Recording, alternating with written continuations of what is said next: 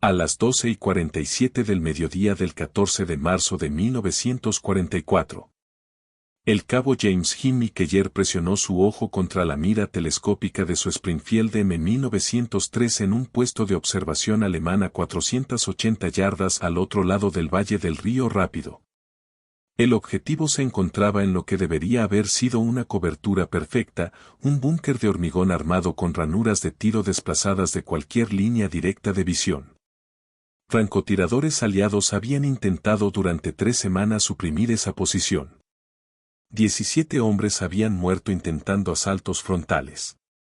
El observador alemán permanecía intocable, dirigiendo artillería que mataba a 8 estadounidenses cada día. En los siguientes 4 minutos, Keller dispararía un solo tiro a través de una brecha estructural no más ancha que una carta de baraja, eliminando un objetivo que la doctrina del ejército decía que era imposible de alcanzar. En el plazo de 6 semanas, su técnica se extendería a cada división de francotiradores aliados en Italia, acreditada con la neutralización de 127 posiciones fortificadas y el salvamento de un estimado de 340 vidas. Esta es la historia de cómo un timador de sala de billar de Boston reescribió la doctrina de francotiradores usando una geometría que los instructores de West Point nunca habían considerado. James Keller creció en Charlestown, Massachusetts, en un apartamento de 3 habitaciones que olía a col hervida y aceite de motor. Su padre trabajaba en los muelles del astillero naval de Charlestown, cargando municiones 16 horas al día por salarios de la depresión. Jimmy pasó su infancia en la sala de billar de Murphy en Main Street, no porque buscara problemas, sino porque tenía un don. Mientras otros chicos jugaban stickball, el Jimmy de 12 años estaba calculando ángulos de desviación en las bandas, invocando combinaciones imposibles que no deberían funcionar según la física de líneas rectas. El dueño, Frank Murphy, notó que el chico podía ver trayectorias que nadie más veía. «Piensas en rebotes», le dijo Frank una vez, «la mayoría de la gente ve la bola y la tronera. Tú ves todo lo que la bola podría golpear entre aquí y allá». Jimmy nunca terminó la escuela secundaria, la dejó a los 16 para cubrir el turno de su padre cuando la espalda del viejo se estropeó. Para 1942, dirigía una cuadrilla de aparejos, leía planos de ingeniería para operaciones de grúas, calculaba ángulos de carga para reparaciones de barcos. Cuando ocurrió Pearl Harbor, se alistó a la mañana siguiente. El reclutador vio operador de grúa en su solicitud y lo envió a Fort Benning para entrenamiento de infantería. El campo de tiro lo cambió todo. Keller calificó como tirador experto con puntuaciones que hicieron que los instructores comprobaran si había trampa. Pero lo que llamó su atención no fue su precisión. Fueron sus posiciones de tiro poco ortodoxas. Mientras otros reclutas disparaban desde decúbito prono, de rodillas, de pie, Keller encontraba ángulos extraños, disparando alrededor de barreras, por debajo de obstáculos, sobre superficies reflectantes. Se colocaba de una manera precisa. El chico dispara como si estuviera jugando a la geometría en lugar de a la guerra. Anotó un sargento en su expediente.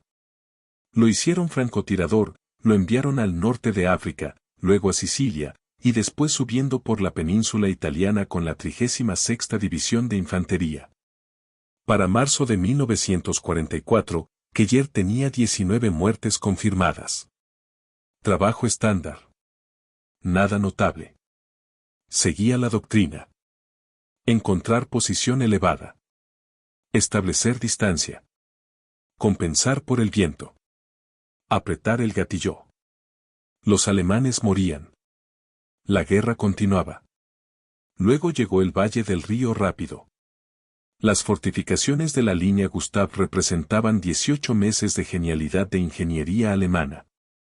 Cada búnker, cada nido de ametralladoras, cada puesto de observación había sido diseñado por hombres que entendían que el hormigón y el posicionamiento vencen al poder de fuego. Los aliados lanzaron artillería contra estas posiciones durante semanas. Las granadas de alto explosivo crearon cráteres impresionantes. Los alemanes permanecieron bajo tierra, emergieron después de que terminaran los bombardeos y reanudaron las matanzas. Monte Cassino dominaba el valle. Observadores alemanes vigilaban cada movimiento estadounidense y pedían artillería con precisión quirúrgica. Un puesto de observación en particular designado Strong 7 en los informes de inteligencia se encontraba en un búnker de hormigón incrustado en la ladera de la montaña a 480 yardas de las líneas estadounidenses. El observador alemán dentro tenía una vista directa del fondo del valle. Cada vez que las fuerzas aliadas intentaban avanzar, las granadas de artillería llegaban en un plazo de 90 segundos. La doctrina estándar de francotiradores decía, suprimir al observador. Pero el punto fuerte 7 había sido diseñado por alguien que entendía la balística. La ranura de tiro miraba perpendicular a las posiciones probables de los francotiradores. Las paredes eran de hormigón armado, de 3 pies de grosor, incluso si se tenía un ángulo perfecto. La ranura solo tenía 18 pulgadas de ancho y 8 pulgadas de alto. El observador alemán se mantenía alejado de la abertura, invisible desde cualquier línea directa de fuego. El teniente Marcus Chen del 141º Regimiento de Infantería lo intentó primero. 1 de marzo de 1944, 6:15 de la mañana Chen se posicionó a 520 yardas al noreste. Calculó un disparo a través de la ranura de tiro durante la ventana de 32 segundos en la que la luz de la mañana podría siluetear al alemán. Disparó. El proyectil chisporroteó contra el hormigón 6 pulgadas a la izquierda de la abertura. El fuego de respuesta llegó 8 segundos después. Francotiradores alemanes habían estado observando el fogonazo del cañón. Chen murió con una bala atravesándole la garganta. Tenía 23 años, de Sacramento, comprometido con una enfermera llamada Dorothy, que recibió el telegrama 9 días después. El sargento William Morrison lo intentó después el 4 de marzo de 1944. 2:30 de la tarde Morrison razonó que el fuego de supresión podría obligar al alemán a alejarse de su posición el tiempo suficiente para que un equipo de asalto avanzara. Disparó 17 rondas en 40 segundos. Todas apuntadas a la ranura de tiro. 3 rondas entraron en el búnker. Ninguna alcanzó al observador. El alemán pidió un bombardeo de mortero. Morrison y 2 hombres de su escuadra murieron en la primera salva. Morrison tenía 31 años, de Tulsa. Tenía una hija de 6 años llamada Sarah que conservó su última carta durante 60 años. El soldado de primera clase Eddie Donovan hizo el tercer intento. 8 de marzo de 1944. Mañana. Donovan tenía 20 años, de Brooklyn, había boxeado en los Guantes de Oro antes de la guerra. No intentó disparar a través de la ranura. Intentó avanzar bajo cobertura de humo hasta quedar a distancia de granada. El fuego de ametralladora alemana atravesó el humo a la altura de las rodillas. Donovan se desangró en un cráter a 15 yardas del búnker. Su cuerpo no fue recuperado durante 4 días. Keller vio morir a Morrison. Habían compartido un pozo de tirador la noche anterior, intercambiando historias sobre caza. Morrison le había mostrado fotografías, su hija en un columpio de neumático, su esposa con un vestido de domingo. Después de esto, Morrison había dicho, le estoy enseñando a Sarah a pescar, llevándola al lago Texoma, pasando un verano entero sin hacer nada. A la mañana siguiente, Morrison fue enterrado en una fosa común con otros 17 hombres, 3 francotiradores muertos, 14 infantes muertos en intentos de asalto. El observador alemán seguía operativo. Cada informe incluía la misma evaluación. Strong 7 continúa con capacidad de dirección de fuego. No se ha identificado ninguna solución. Keller estudió el búnker durante 6 días. Dibujó diagramas en paquetes de cigarrillos, calculó ángulos con un transportador de carpintero que había tomado prestado de una unidad de ingenieros. El problema no era la resistencia del búnker. El problema era que todos estaban pensando en líneas rectas. Fuego directo, asalto directo, supresión directa. Los ingenieros alemanes habían diseñado para amenazas directas. Pero Keller había crecido en una sala de billar. El 12 de marzo, se acercó al capitán Raymond Hayes durante la reunión informativa de la mañana. Señor, necesito permiso para intentar el punto fuerte 7. Hayes levantó la vista de su café. Keller, 3 francotiradores lo han intentado. Todos muertos. Intentaron fuego directo, señor. Yo propongo indirecto. El fuego indirecto es trabajo de la artillería, cabo. No artillería indirecta, señor. Fuego indirecto de rifle a través de la brecha de la viga. Hayes se quedó mirando. ¿El qué? Keller sacó sus bocetos. El búnker tiene un techo de hormigón sostenido por vigas en I. Los ingenieros alemanes desplazaron la ranura de tiro de cualquier ángulo directo, pero tuvieron que dejar huecos estructurales donde las vigas se unen con las paredes. Hay una brecha de 3 pulgadas a 18 pulgadas por encima de la ranura de tiro. Si me posiciono en el rumbo 247, con una ventaja de elevación de 32 pies, puedo disparar a través de esa brecha. El proyectil se desvía en el ángulo interior de la viga en I y se redirige hacia abajo a través de la ranura de tiro a aproximadamente 40 grados. Hayes estudió el diagrama. ¿Quiere rebotar una bala de rifle en una viga de acero como un tiro de billar? Sí, señor. Eso es una locura. Es geometría, señor. Es terreno de consejo de guerra. Si desperdicia munición en disparos trucados mientras los hombres están muriendo, Keller sostuvo su mirada. Los hombres están muriendo porque seguimos intentando la misma doctrina de línea recta. Morrison murió porque no pensamos en ángulos. Chen murió porque somos predecibles. Donovan murió porque nos quedamos sin ideas.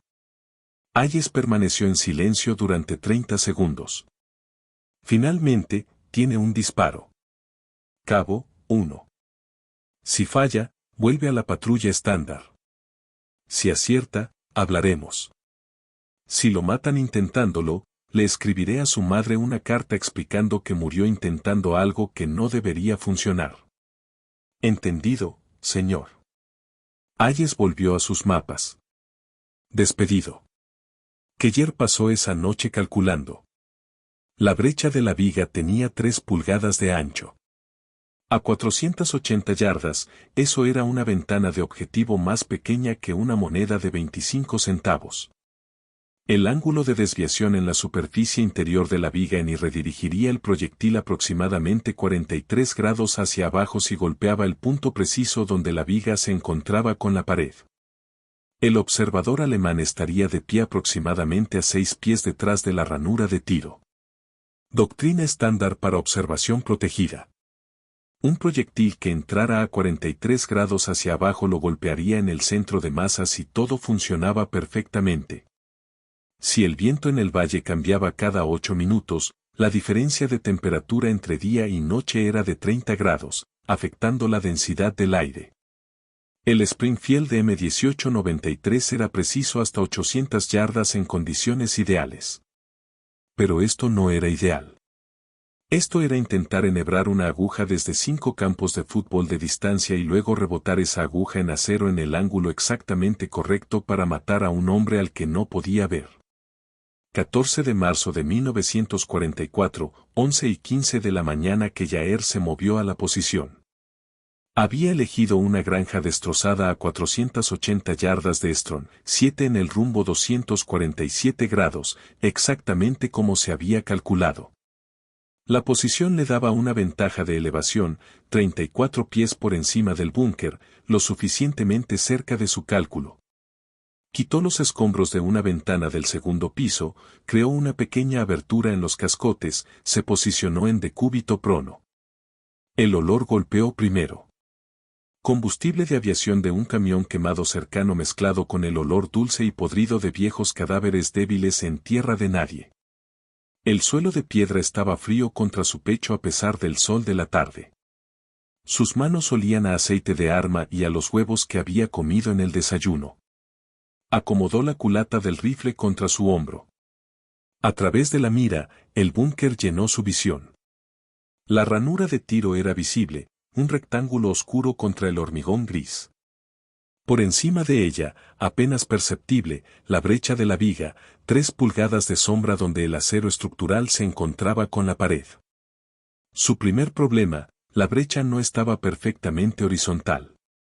La viga ni había sido instalada con un ligero ángulo ascendente en el lado izquierdo, quizá 2 grados.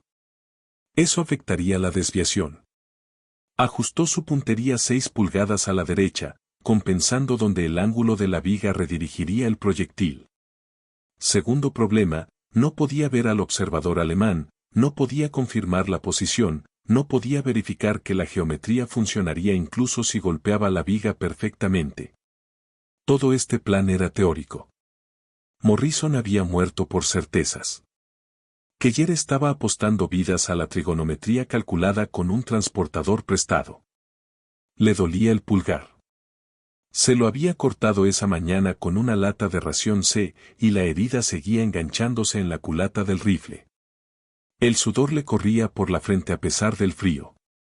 El alivio ocular de la mira estaba ligeramente desajustado, creando un anillo de sombra que hacía más difícil apuntar con precisión. Keller montó un cartucho. El clic metálico del cerrojo pareció imposiblemente fuerte.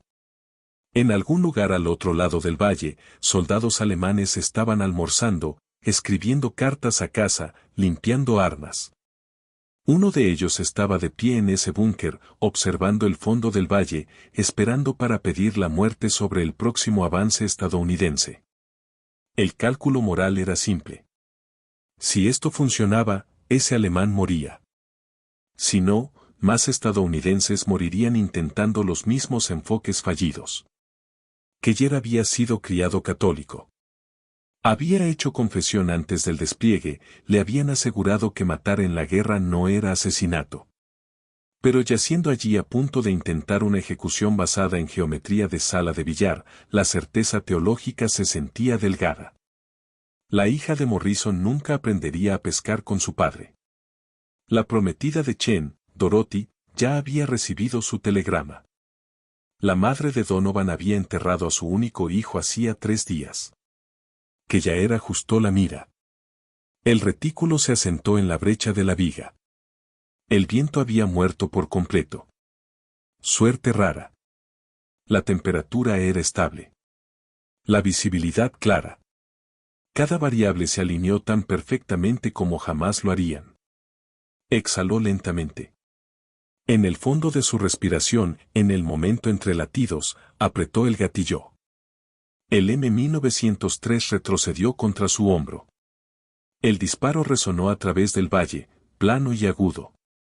A través de la mira, Keller observó la estela de vapor del proyectil por una fracción de segundo antes de que desapareciera en la brecha de la viga. Luego nada, ningún sonido secundario, ningún impacto visible. No había manera de confirmar si el proyectil se había desviado como se calculó o simplemente se había enterrado en el hormigón. El búnker permaneció en silencio al otro lado del valle. La ranura de tiro siguió oscura. Strong 7 se veía exactamente como se había visto 30 segundos antes. Keller no se movió. Doctrina estándar de francotiradores. Después de disparar, permanecer inmóvil durante 60 segundos. El movimiento atraía el fuego de respuesta.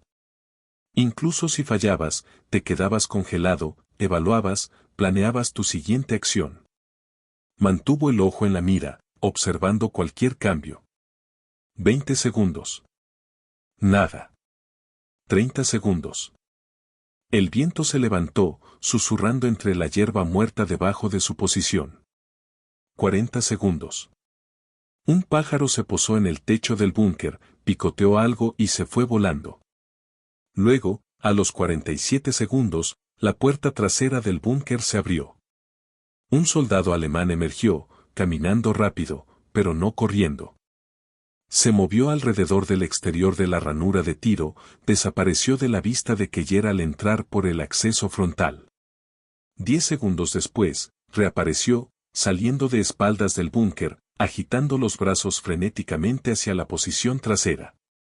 Salieron otros 3 alemanes, ahora corriendo. Uno desapareció dentro. Los otros comenzaron a gritar. Keller no podía oír las palabras, pero podía leer el lenguaje corporal. Pánico, confusión, la coreografía universal de los soldados al descubrir que su observador estaba muerto. El disparo había funcionado. Keller permaneció en posición otros 8 minutos, observando la actividad alemana alrededor del búnker. Evacuaron la posición por completo. Ningún observador de reemplazo entró. A la 1:15 de la tarde, el punto fuerte 7 estaba abandonado. Por primera vez en 3 semanas, el fondo del valle quedó libre de observación de artillería dirigida. El capitán Hayes encontró a Keller 20 minutos después. ¿Disparó usted? Sí, señor. Los alemanes abandonaron el punto fuerte 7. La patrulla de infantería está avanzando ahora para verificar. Sí, señor. Hayes lo estudió. ¿Qué tan seguro está de que dio en el blanco? 90%, señor. Quizá 95%. Jesús. Hayes sacó un cigarrillo y lo encendió con manos temblorosas. ¿Entiende que lo que acaba de hacer viola toda la doctrina de francotiradores que enseñamos? Sí, señor. Disparó a un objetivo que no podía ver usando una técnica de desviación que no está en ningún manual, basada en una geometría que la mayoría de los soldados no podría calcular con un transportador y 3 horas. Sí, señor. Hayes dio una larga calada. La confirmación acaba de llegar. El observador alemán está muerto. Una sola herida de bala. Trayectoria descendente. Entrada por la parte superior del pecho. Salida por la parte inferior del abdomen. Exactamente como lo describió. Exhaló humo. Lo están llamando imposible. El oficial de inteligencia cree que los alemanes dispararon accidentalmente a su propio hombre. Keller no dijo nada. Pero yo sé más y usted sabe más. Hayes sacudió la ceniza. No voy a redactar esto, cabo. Si documento lo que acaba de hacer, algún general va a ordenar que todos los francotiradores en Italia empiecen a intentar disparos trucados. El 99% fallará. Buenos hombres morirán intentando replicar algo que no debería funcionar. Entendido, señor. Pero Hayes sostuvo su mirada. Si alguien le pregunta cómo lo hizo, se lo dice. Si otro francotirador quiere aprender, usted le enseña en silencio, extraoficialmente. Necesitamos esta capacidad. Simplemente no podemos hacerla oficial. Sí, señor. Hayes dejó caer el cigarrillo y lo aplastó con la bota. Morrison habría querido ver esto. Siempre decía, tú pensabas diferente al resto de nosotros. Morrison era un buen hombre, señor. Lo era. Hayes se dio la vuelta para irse, luego se detuvo. Por lo que valga, cabo. Acaba de salvar vidas. Probablemente docenas. Tal vez cientos. Nadie va a colgarle una medalla por esto. Pero hizo lo correcto. Gracias, señor. Después de que Hayes se fue, Keller se sentó solo en la granja en ruinas. Sus manos todavía temblaban. La adrenalina se estaba disipando, dejando atrás agotamiento y algo más. Una sensación de vacío que podía haber sido pena o podía haber sido alivio o podía haber sido el simple reconocimiento de que acababa de demostrar que todo lo que el ejército enseñaba sobre el fuego directo era incompleto. Morrison seguía muerto. Chen seguía muerto. Donovan seguía muerto, pero quizá la siguiente posición de observador no costaría 3 vidas para neutralizarla. Esa tarde, un cabo de la compañía vaquera encontró a Keller en la fila de comida. Oí que te cargaste el punto fuerte 7. La noticia corre rápido. ¿Cómo lo hiciste? Keller dudó. Hayes había dicho, si alguien pregunta, se lo dices.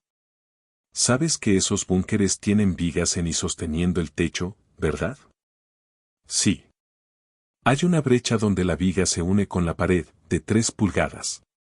Golpeas esa brecha con el ángulo correcto. El proyectil se desvía en la superficie interior de la viga. Se redirige hacia abajo dentro del búnker. El cabo lo miró fijamente. ¿Me estás diciendo que rebotaste un disparo de rifle en acero? Geometría. El mismo principio que rebotar un tiro de billar en la banda. Eso es una locura. Eso es física. El cabo guardó silencio un momento. ¿Podrías enseñar a alguien a hacer eso si sabe matemáticas y entiende ángulos? Yo sé matemáticas. La compañía Baker tiene 3 francotiradores. Hemos estado intentando romper el punto fuerte 12 durante una semana. Mismo montaje que el 7, ranura de tiro desplazada, paredes de hormigón, observador y cobertura profunda. Keller lo miró. ¿Tienes un transportador? Puedo conseguir uno. Reúnete conmigo después de la comida. Trae tu rifle y algo para escribir. Para la mañana siguiente, 4 francotiradores conocían la técnica de la brecha de la viga de Keller. Para la tarde, 7. Nadie lo llamó fuego indirecto ni tiro por desviación. Eran términos técnicos que podrían atraer la atención de los oficiales. En su lugar, se difundió entre las filas de tropa como el disparo de la brecha o el ángulo de Keller o simplemente el truco. 16 de marzo de 1944, el sargento Thomas Riley de la compañía Baker intentó el punto fuerte 12, búnker de observación alemán de hormigón armado con ranura de tiro desplazada. Construcción idéntica al Strong 7. Riley había pasado 2 horas con Keller la noche anterior, aprendiendo a identificar brechas estructurales, calcular ángulos de desviación, ajustar por la posición de la viga. Riley hizo su disparo a las 2:47 de la tarde desde 510 yardas. El proyectil entró en la brecha de la viga, se desvió en una viga en y golpeó al observador alemán en la cabeza. El punto fuerte 12 quedó en silencio. La compañía Baker avanzó 400 yardas esa tarde sin recibir fuego de artillería. Esa noche, todos los francotiradores de la 36ª División de Infantería querían saber cómo lo había hecho Riley. Las técnicas se difundieron sin documentación, sin informes oficiales, sin memorandos de entrenamiento, sin análisis de ingeniería, solo conversaciones susurradas en pozos de tirador, diagramas burdos trazados en la tierra. Francotiradores enseñando a francotiradores la geometría que sus instructores nunca habían considerado. Para el 20 de marzo, 15 francotiradores estaban intentando disparos a la brecha de la viga. 8 habían tenido éxito. 7 habían fallado, pero aprendieron de sus errores, ajustaron sus cálculos y se prepararon para intentarlo de nuevo. La división alemana Fallschirmjäger fue la primera en notarlo. 22 de marzo de 1944. Informe de inteligencia recuperado después de la guerra. Los francotiradores estadounidenses demuestran una capacidad sin precedentes contra posiciones de observación fortificadas. 3 búnkeres neutralizados en 5 días mediante un método aún no determinado. Bajas, 3 observadores, 2 coordinadores avanzados de artillería. Se recomienda revisión táctica inmediata. Los ingenieros de combate alemanes inspeccionaron búnkeres abandonados, encontraron impactos de bala en ubicaciones inesperadas. Descubrieron proyectiles incrustados en vigas en y, calcularon trayectorias, se dieron cuenta de lo que estaban haciendo los estadounidenses. Pero entender la técnica no la hacía más fácil de defender. Las brechas de las vigas eran necesidades estructurales. No se podían eliminar sin rediseñar cada búnker. La doctrina alemana se ajustó. Los puestos de observación recibieron órdenes de posicionar a los observadores más atrás de las ranuras de tiro, aumentando la distancia a 12 pies en lugar de 6. Esto redujo su visibilidad del campo de batalla, hizo que la coordinación de la artillería fuera menos precisa y ralentizó los tiempos de respuesta. El impacto psicológico estadounidense superó a las bajas físicas. El Oberleutnant Friedrich Hartmann, un francotirador alemán condecorado con 43 muertes confirmadas, se encontró con la técnica el 27 de marzo. Su informe posterior a la acción indicaba, posicionado en ubicación óptima de contrafrancotirador. sin línea directa al enemigo. Proyectil estadounidense entró por una brecha estructural que había considerado no amenazante. El proyectil se desvió hacia abajo. Alcanzó al observador Herrider Kaul. Retirada inmediata necesaria. Esto representa una evolución fundamental en la capacidad de francotiradores estadounidenses. Para el 1 de abril de 1944, las posiciones avanzadas alemanas estaban recibiendo apoyo de artillería un 20% más lento que antes del 14 de marzo. Los avances estadounidenses encontraron fuego menos preciso. Las tasas de bajas en la 36ª División de Infantería cayeron del 37% al 23% durante las operaciones ofensivas en el sector del Valle del Rápido. Nadie en el cuartel general entendió por qué el reconocimiento oficial no llegó a través de canales militares sino mediante el silencio. A finales de abril, un coronel de inteligencia del ejército llegó a la 36ª División, realizó entrevistas, examinó posiciones alemanas abandonadas y revisó informes de bajas.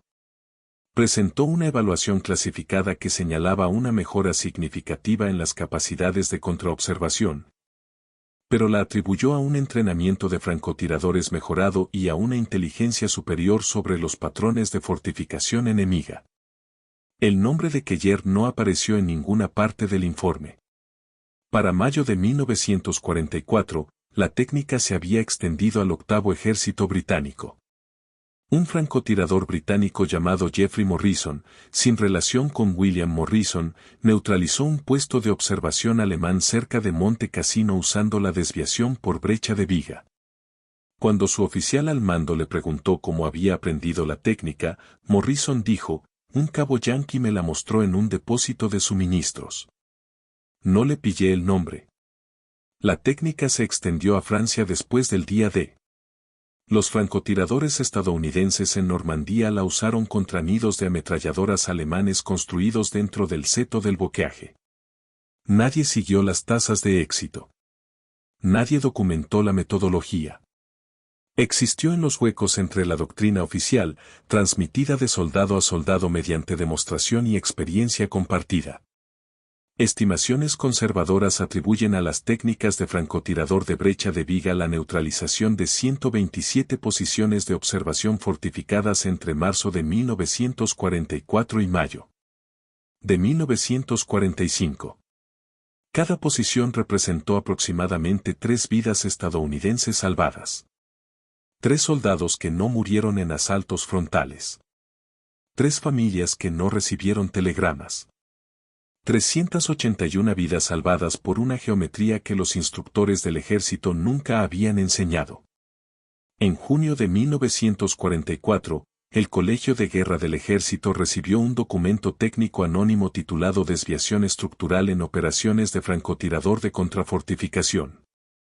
El documento describía las técnicas de brecha de viga en términos de ingeniería precisos, incluía fórmulas matemáticas para calcular ángulos de desviación y proporcionaba diagramas detallados. Recomendaba la integración en la doctrina oficial de francotiradores. El documento permaneció en un archivador durante 7 meses. En enero de 1945, el ejército finalmente autorizó un programa de entrenamiento. Lo llamaron Análisis Estructural Avanzado para Operaciones de Contrafortificación. Los instructores enseñaron las mismas técnicas que Keller había desarrollado en una sala de billar, la misma geometría que había calculado en paquetes de cigarrillos. El currículo oficial no mencionó de dónde se originaron las técnicas. Keller no recibió ninguna condecoración, ningún ascenso, ningún reconocimiento oficial. Su expediente de servicio registraba tirador experto y 19 muertes confirmadas y nada sobre la innovación que había revolucionado la doctrina de francotiradores. No le importó. Morrison seguía muerto. Chen seguía muerto. Donovan seguía muerto. Las 381 vidas salvadas tenían nombres y familias y futuros. Eso era suficiente. James Keller sobrevivió a la guerra. Regresó a Charlestown en noviembre de 1945, con 24 años, con un corazón púrpura por metralla en Monte Cassino y pesadillas sobre la expresión final de Morrison. Los trabajos en los muelles habían ido a hombres que se habían quedado en casa. La sala de billar estaba bajo nueva administración. Encontró trabajo como operador de grúa en el Navy Yard, el mismo empleo que había dejado en 1942. El trabajo era familiar. Calcular pesos de carga, leer ángulos de esfuerzo, posicionar puntos de aparejo con precisión. Nadie preguntó sobre la guerra. Él no ofreció historias. En 1947 se casó con Catherine O'Brien, una enfermera que había trabajado en el Hospital Naval de Chelsea. Tuvieron 3 hijos. Keller les enseñó a jugar al billar, les mostró cómo calcular ángulos, explicó que las líneas rectas eran solo una opción. Nunca mencionó por qué entendía la desviación mejor que la mayoría de la gente. Trabajó en el astillero naval durante 32 años. Se retiró en 1977 a los 56 años con una pensión y una reputación como el mejor operador de grúa de Boston.